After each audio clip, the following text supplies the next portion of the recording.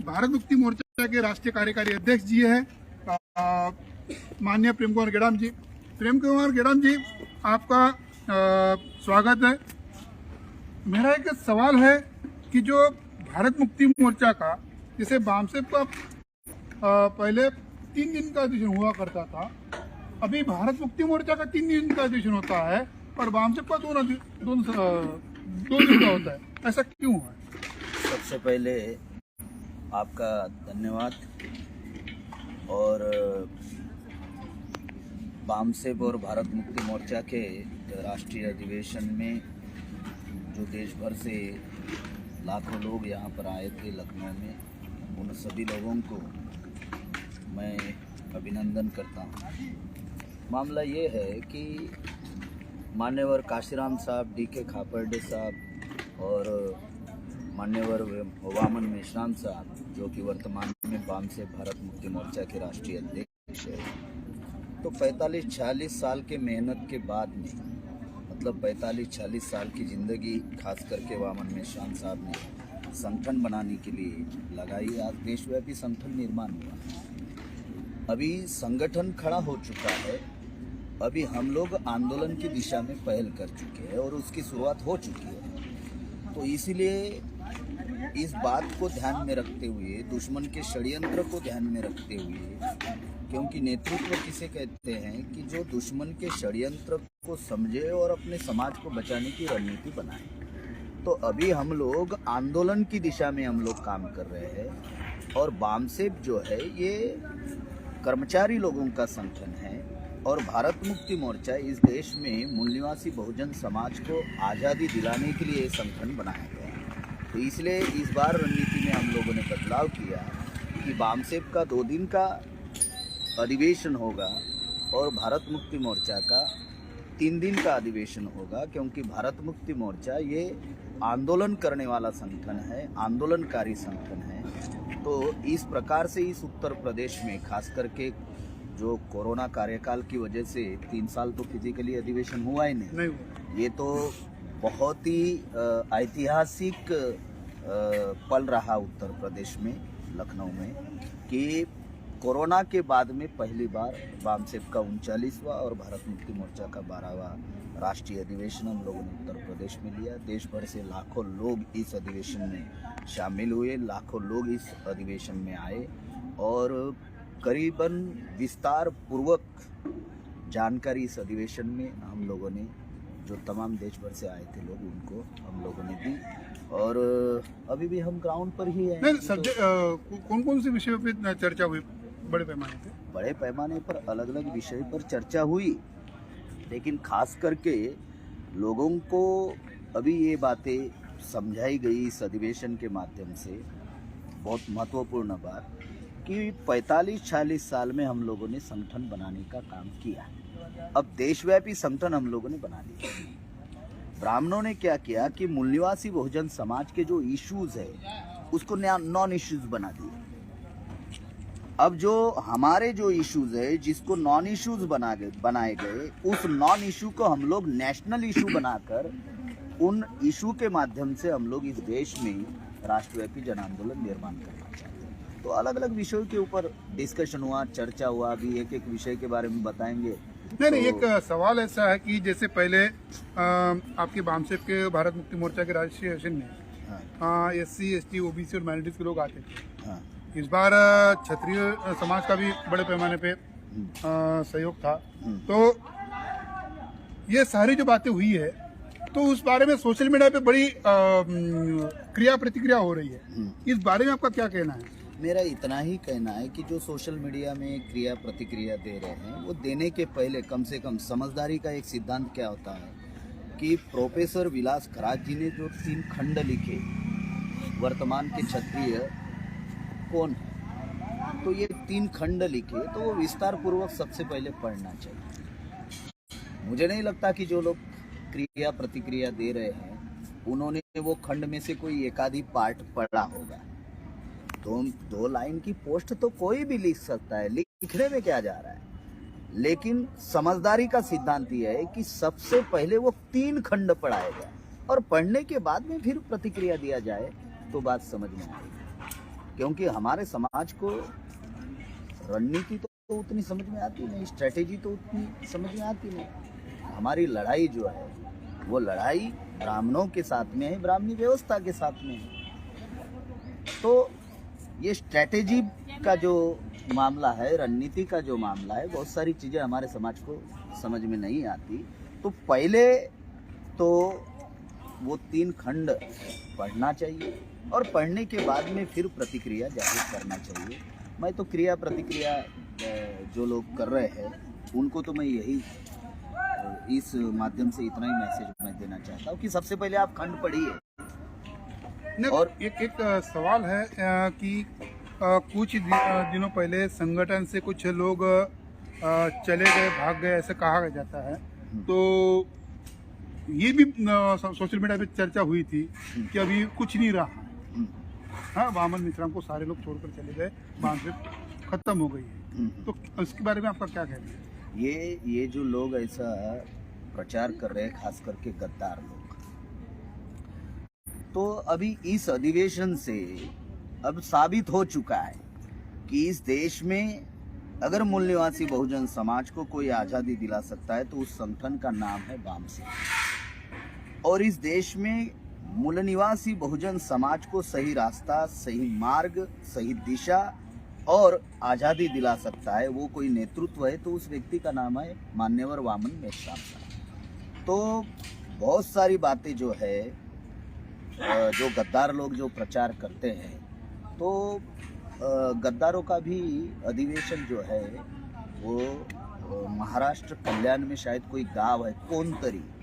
कोणतरी ये मराठी शब्द है, कोणतरी गांव का नाम है कोणतरी। कोणतरी का मतलब कौन है पता नहीं, उसका हिंदी अनुवाद होता है। तो वहाँ पर वामसेप के नाम पर इन्होंने अधिवेशन लेने की कोशिश की, तो महाराष्ट्र की जो पुलिस है वो अधिवेशन लेने नहीं दी।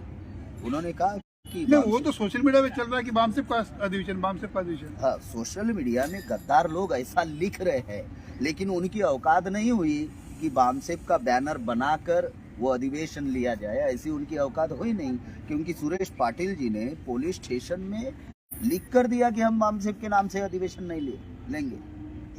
वो कोई संगठन उन्होंने बनाया, मूल निवासी बहुजन समाज, उस नाम से उनको अधिवेशन लेना पड़ा। तो इससे गद्दारों का तो चेहरा उजागर हो गया अब समाज के सामने। सुरेश पाटिल जी का, मुझे तो ऐसी जानकारी मिली कि सुरेश पाटिल जी का लड़का बैग फेंक दिया और कहा मैं अभी घर जा रहा हूं।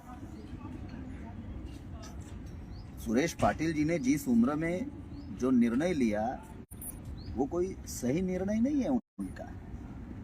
हम उनको बहुत समझदार और जानकार और ज्ञानी भी मानते हैं। नहीं, जैसे कहा जाता है कि वो उन्होंने ओबीसी को नेतृत्व दिया। हाँ, इस बारे में क्या कहना है? ओबीसी को नेतृत्व दिया, देखिए नेतृत्व जो है वो समाज पर थोपा नहीं जा सकता। नेतृत्व का एक महत्वपूर्ण सिद्धांत है। हमारे जो महापुरुष थे वो नेता नहीं थे, नेतृत्व समाज का कर रहे थे और समाज मान्यता नेतृत्व था, समाज ने एक्सेप्ट किया था। वामन मेश्राम साहब को समाज ने एक्सेप्ट किया है, शेड्यूल कास्ट के लोगों ने एक्सेप्ट किया, आदिवासियों ने एक्सेप्ट किया, ओबीसी ने एक्सेप्ट किया, माइनॉरिटी में सिख, ईसाई, बुद्धिस्ट, मुसलमान और लिंगायत लोग, इन्होंने एक्सेप्ट किया है। ये थोपा हुआ नेतृत्व नहीं है कि जैसे 5 अप्रैल को कुछ गद्दार लोगों ने बॉम्बे में मीटिंग ली, कितने 127 लोग थे 127। और कितने लोगों ने हाथ ऊपर किया? 11 लोगों ने हाथ ऊपर किया कि कमलकांत काले जो है ये राष्ट्रीय अध्यक्ष होगा। ये थोपा हुआ है, ये थोपा हुआ है। और आपने जो अभियान चलाया ना, हाँ। मेल रखेल का, हाँ। तो ये थोपा हुआ है।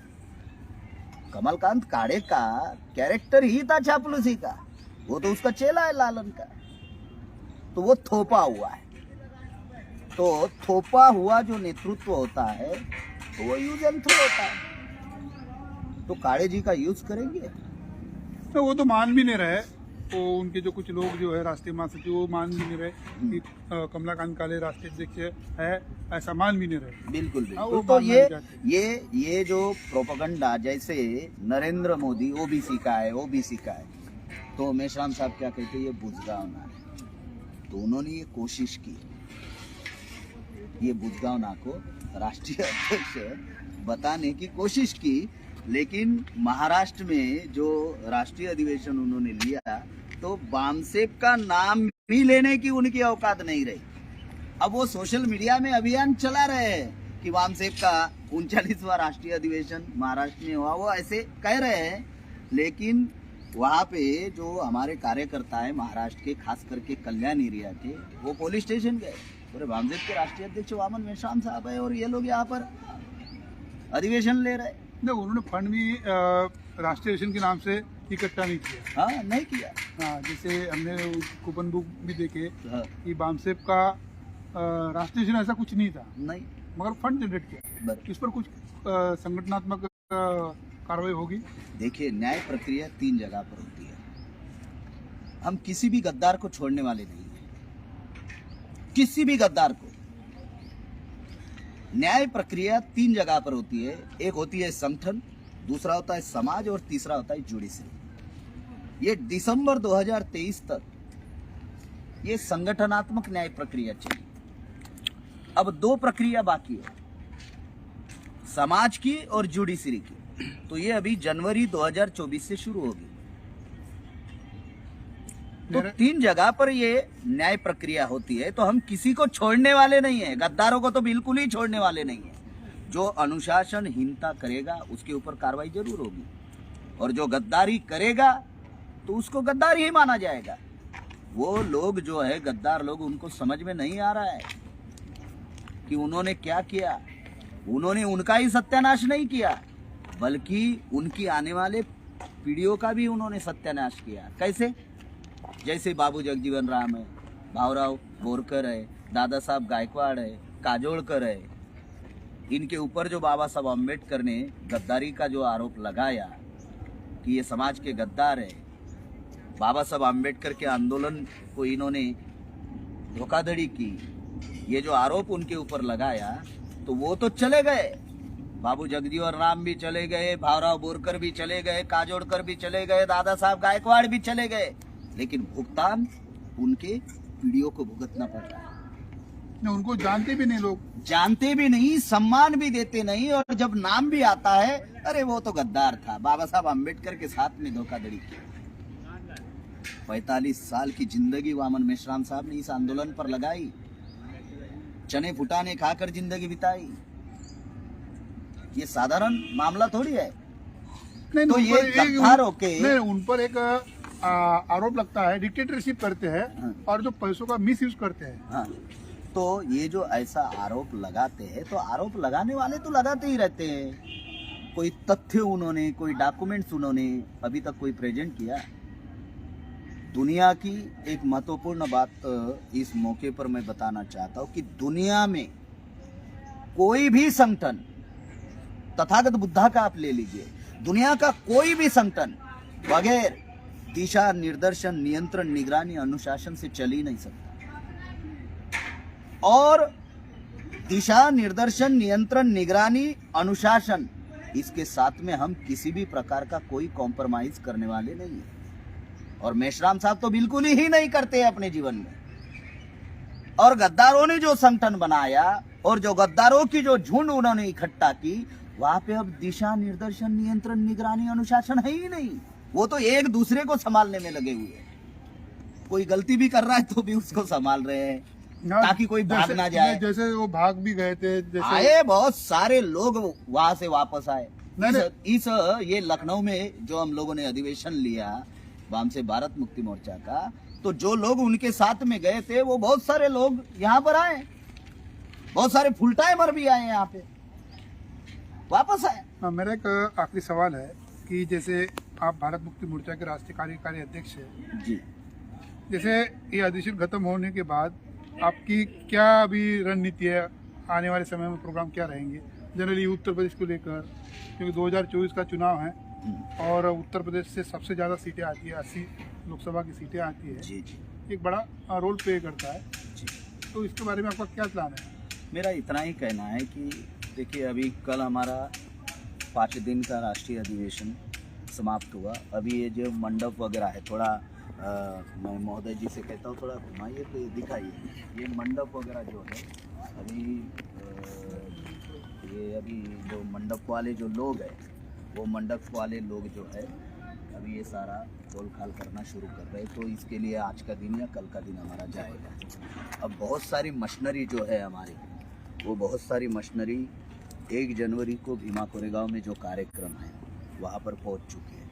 मतलब खरात साहब तो 28 तारीख को ही निकल गए। कल गौतम बनसोड़े सर, डॉक्टर अनिल कुमार माने सर और महत्वपूर्ण जो हमारा सेंट्रल का मैन पावर है वो कल निकल गया उस 1 जनवरी के कार्यक्रम की तैयारी कर। हम कुछ लोग अभी इधर रुके हुए हैं क्योंकि ये सारा पेंडॉल है, बहुत सारी चीज़ें हैं और बहुत सारे लोग यहाँ पर रुके हुए हैं जो आज जा रहे हैं। कुछ लोगों की आज गाड़ियाँ है, कुछ लोगों की कल सुबह भी गाड़ियाँ है, तो उनकी व्यवस्था करनी है और ये मंडप का हिसाब किताब, ये बहुत सारी चीज़ें रहती है। तो अभी हम लोग यहाँ पर हैं और ये करके हम लोग आगे निकलने वाले। तो अभी आगे की रणनीति, आगे की जो योजनाएं हैं हमारी, क्योंकि रणनीति जो होती है, स्ट्रेटेजी जो होती है वो तो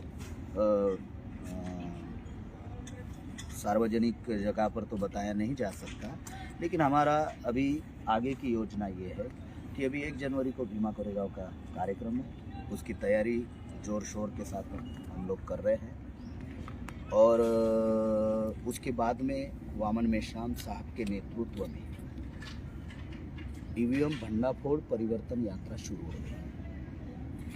पहले शुरू हुई थी जम्मू कश्मीर से कन्याकुमारी, अब कन्याकुमारी पहुंच चुकी थी और कोरोना लग गया। तो हम अंतिम, हाँ मतलब अंतिम कन्याकुमारी पहुंच चुकी थी, मतलब वहां तक गई तो कोरोना लग गया। तो मतलब परिवर्तन यात्रा वहीं पर है। अब वहां से परिवर्तन यात्रा शुरू होगी कन्याकुमारी टू जम्मू कश्मीर, और ये ईवीएम विरोधी परिवर्तन यात्रा होगी। इसमें ईवीएम का षड्यंत्र बताया जाएगा, गांव देहात तक बताया जाएगा और 6 लाख गांव तक इस आंदोलन को पहुंचाने की योजना के ऊपर अभी हम लोग काम कर रहे हैं। और अभी संगठन बनाने की जो प्रक्रिया है, तो संगठन बनाने की प्रक्रिया है तो संगठन बनाने वाले लोग संगठन बनाने की प्रक्रिया में लगेंगे, लेकिन अभी प्राथमिकता के तौर पर कि जो संगठन शक्ति हम लोगों ने निर्माण की 45 साल में, आज देशव्यापी संगठन हम लोगों ने बनाया, तो अभी हम लोग आंदोलन की दिशा में ज़्यादा से ज़्यादा हम लोग पहल कर रहे हैं। और इतना ही नहीं, तो अभी 3 योजना पर खास करके हम लोग काम करने वाले हैं। एक है भारत बंद योजना, दूसरा राजनीतिक हस्तक्षेप। तो ये भारत बंद जो योजना है ये काय के लिए है, दुश्मन को सड़कों पर निपटने के लिए भारत बंद योजना है। और साल में 2 बार भारत बंद हम लोग करने वाले हैं। 10 साल में हम लोग 20 बार भारत बंद हम लोग करेंगे, जिससे हमारा आंदोलन जो है 6 लाख गाँव तक पहुँच जाएगा। उस योजना पर हम लोग काम कर रहे हैं। राजनीतिक हस्तक्षेप, ये हमारे समाज को शासक बनाने का अभियान है, क्योंकि 45 साल में संगठन शक्ति हम लोगों ने बनाई, इतना सारा बड़ा संगठन हम लोगों ने बनाया है। कितना बड़ा संगठन, आरएसएस के हेडक्वार्टर पर लेकर जाने की सोच छोड़िए, मतलब जाना छोड़िए, हमारे लोग सोच भी नहीं सकते। तो 3-3.5 लाख से ज़्यादा लोग नागपुर में हम लोगों ने इकट्ठा किए। भारत में ही नहीं, दुनिया के लोगों ने देखा। तो इतनी शक्ति आज निर्माण हो चुकी है कि आरएसएस के मुकाबले में अगर कोई संगठन है तो वो वामन मेश्राम साहब के नेतृत्व में जो इस देश में मूल्यवासी बहुजन समाज को आज़ादी का दिलाने का जो अभियान चल रहा है, वही एक संगठन। तो राजनीतिक हस्तक्षेप काय के लिए, तो संगठन शक्ति तो चाटने के लिए तो बनाई नहीं हमने संगठन शक्ति बनाई अपने समाज को शासक बनाने, तो इसलिए राजनीतिक हस्तक्षेप। और तीसरा जो है सुप्रीम कोर्ट में लड़ाई, क्योंकि हमारे बहुत सारे मौलिक अधिकार जो है अभी समाप्त हो चुके हैं। बोलने का अधिकार तक अभी ख़त्म करने के कगार पर आ रहे हैं। वो लोग ऐसा कार्यक्रम कर रहे हैं कि हमारी कॉन्फ्रेंस भी होने नहीं दे रहे, मेश्राम साहब को बोलने भी नहीं दे रहे। इतना ही नहीं, तो जो second line third line leadership है उनके भी कार्यक्रम नहीं होने दे रहे। आपको जानकारी होगी कि 4 सितंबर को मेरा जशपुर छत्तीसगढ़ में कार्यक्रम था, झूठी एफआईआर की। सीतापुर में मैंने बात भी नहीं रखा, फिर भी मेरे ऊपर एफआईआर कर। तो वो लोग दुश्मन जो है ऐसा व्यवहार कर रहा है, तो हम लोग जो है अपने मौलिक अधिकार को बचाने के लिए, आर्टिकल 19 को बचाने के लिए, संविधान की सुरक्षा को लेकर हम लोग अभी राष्ट्रीय स्तर पर हम लोग सुप्रीम कोर्ट में लड़ाई लड़ने वाले हैं। और बहुत सारी बातें हैं जो 5 दिन के अधिवेशन में बताई गई, विस्तार पूर्वक बताई गई है। तो अभी हमारी जो योजना है वो मूल निवासी बहुजन समाज को शासक बनाने की दृष्टि पर, पहल पर अभी हम लोग काम कर रहे हैं खास करके।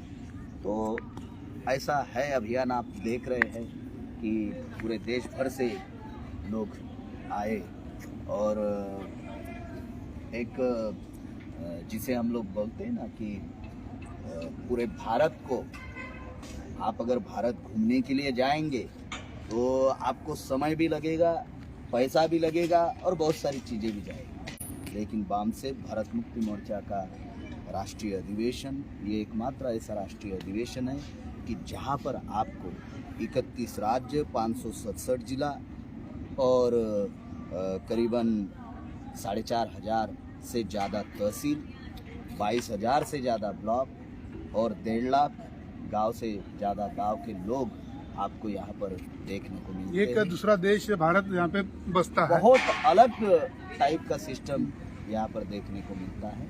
तो मेरा इतना ही मूल निवासी बहुजन समाज के पदाधिकारी कार्यकर्ताओं को मेरा अनुरोध भी है और मैं उनको बताना भी चाहता हूँ कि गद्दार लोग कितनी भी भ्रांतियाँ फैलाए, गद्दार लोग कितना भी कुछ करे, लेकिन हम लोगों को भ्रमित होने की ज़रूरत नहीं है।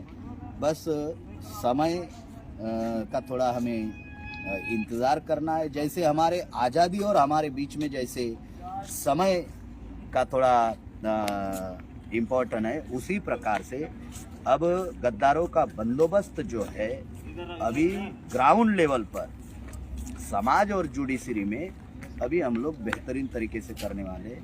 तो मेरा सिर्फ यही एक संदेश है कि किसी की पोस्ट को लेकर, अब गद्दार लोगों के पास तो कोई काम धंधा तो है ही नहीं उनके पास, तो इसलिए वो कुछ भी बातें लिखे तो उनके ऊपर ध्यान देने की ज़रूरत नहीं है। उनके ऊपर ध्यान देने के लिए हम लोगों ने संगठन की ओर से स्पेशल CID रखी हुई है कि ध्यान भी देना है और उनका बंदोबस्त भी करना है।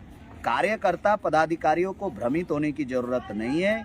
जहाँ पर भी आपको ऐसा लगता है कि ऐसी पोस्ट गद्दारों के द्वारा अगर कोई वायरल होती है तो तुरंत सेंट्रल के पदाधिकारियों से टेलीफोनिक संपर्क करके सलाह मशवरा करके वो क्लियरिटी करनी चाहिए। लेकिन किसी भी कार्यकर्ताओं को भ्रमित होने की ज़रूरत नहीं है। अभी हम लोग आंदोलन की दिशा में, आज़ादी की ओर हम लोग अभी पहल कर चुके हैं, बढ़ चुके हैं और वामन मेश्राम साहब के ही नेतृत्व में इस देश में हम लोग आज़ाद हो सकते हैं।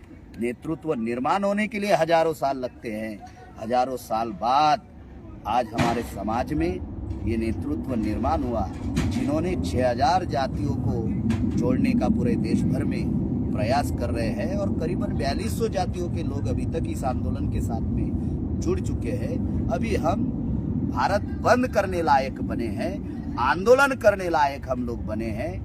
कोई भी राज्य तो हम ऐसे ही बंद कर सकते हैं। तो अभी कार्यकर्ता पदाधिकारियों को गद्दारों के किसी भी पोस्ट या किसी भी बातों में आने की जरूरत नहीं है। उनका बंदोबस्त हम अपने लेवल पर कर रहे हैं। आपसे प्रेम कुमार गेडाम जी, भारत मुक्ति मोर्चा के राष्ट्रीय कार्यकारी अध्यक्ष।